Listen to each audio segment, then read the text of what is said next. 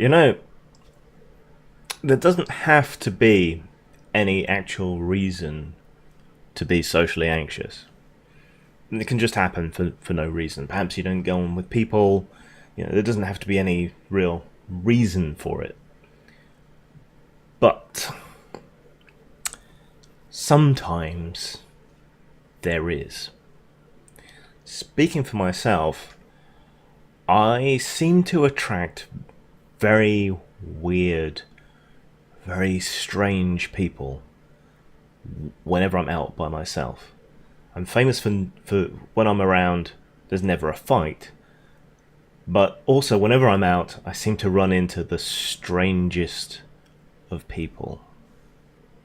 So, for example, I used to travel a lot to Scotland to visit friends way up on the Western Isles, which is a hell of a long trip, let me tell you. And we went up various ways at various times. One time by train, a couple of times by coach, I think. So I found myself waiting by myself, or my friend was off getting food or something, sitting at, I think it was Glasgow coach station. So I'm just sat there with my bags, reading a book, waiting for the hours to pass until the coach would arrive and take us back down south to civilization. When this weird guy comes strolling up and sits right next to me. He's all in tweed, receding hairline, shock of ginger hair. He looked like that awkward office joke guy from I think it's the Fast Show. So he comes along and he sits down right next to me, and he's all like, "Hello." Okay. Hi. "Oh, you're English. Up here on your holidays, are you? How do you like Glasgow?" I've only seen the coach station. "Oh, aye. So, what do you do?" I didn't really do much at the time, so I just said, between jobs, "Oh, I'm a doctor," he tells me. And then it starts to get weird. "Young man like you, man of the world, right?" Yeah. No. Not at all. Right. Have you ever had a threesome?"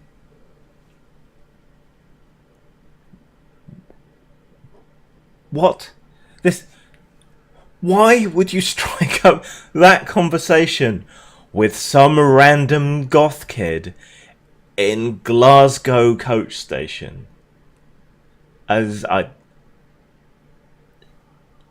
didn't know what to say. I wanted the ground to open up and swallow me. No. "Oh, it's great! I had 2 lasses last night. Few whiskies and I was ready to go." What is this guy a doctor of? It's. I wouldn't let that guy treat me.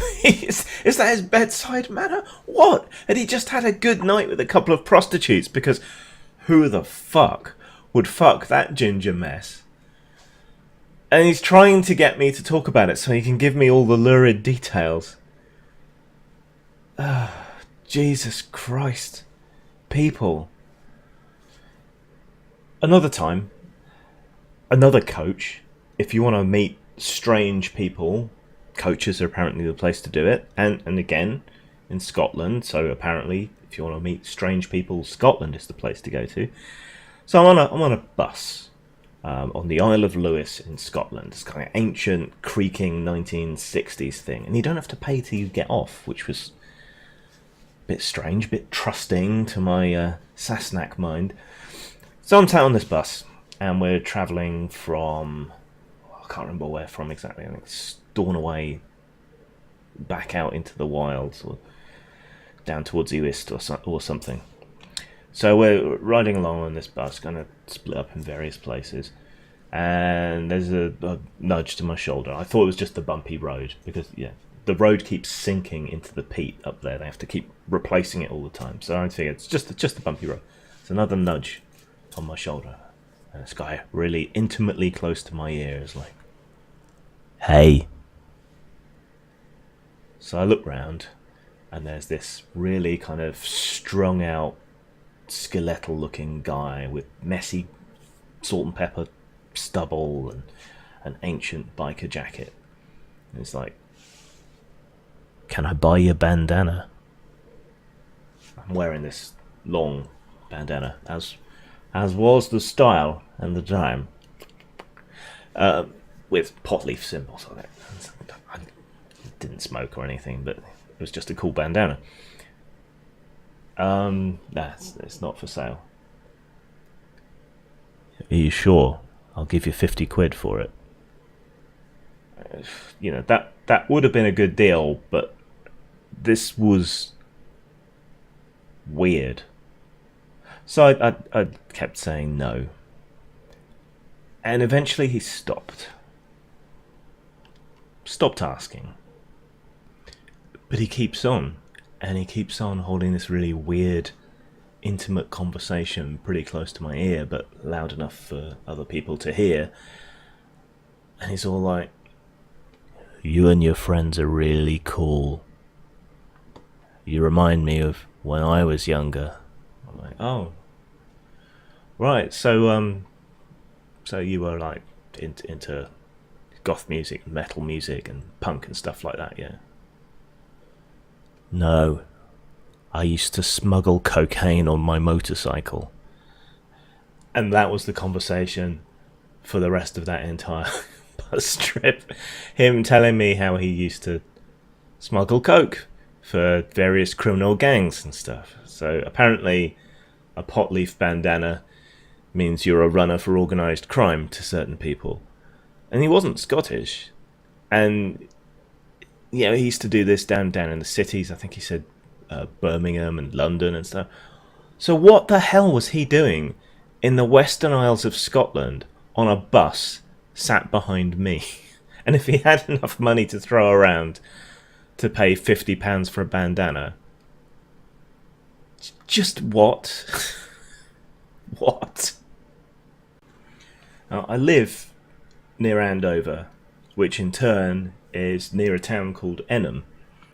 And Enham is like this community for disabled and mentally impaired people. Yes, they provide jobs for them, they provide specialist housing for them. It's a really great thing, actually. I believe it was set up post-war, intended to be for veterans who'd lost limbs and so on, after World War II or possibly even World War One. But since then, it's kind of expanded its remit, and it has people with all kinds of disabilities and so on there. And it's a really great thing, which I support. But it does mean that sometimes walking through Andover town centre is like, paying your halfpenny and going in through the curtains into a Victorian freak show. Unfortunately, so many of them are lovely people and so on, but it takes some getting used to. Put it that way. But you do get used to it. They're people like any other. There's a guy with this weird kind of caved-in head who I used to travel on the bus with a lot, and he's actually a really, really sweet, nice guy. But other people have some kind of behavioural issues. So I'm in Andover town centre one day, just sitting down with my phone, going through my stuff, not paying too much heed to anything. And there's a kind of shuffling up next to me. And, okay, don't think too much of that. "What's the time?" Oh, okay, it's one of these Enham people. He's, speech impediment, or he's a bit slow or whatever. So what? So I take my phone out of what I'm looking at, and read it off, and I look up to say 2:30, and I am confronted by...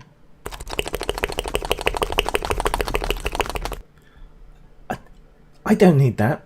Nobody needs that. Nobody needs to have someone masturbating next to their face at 2:30 on a Wednesday afternoon.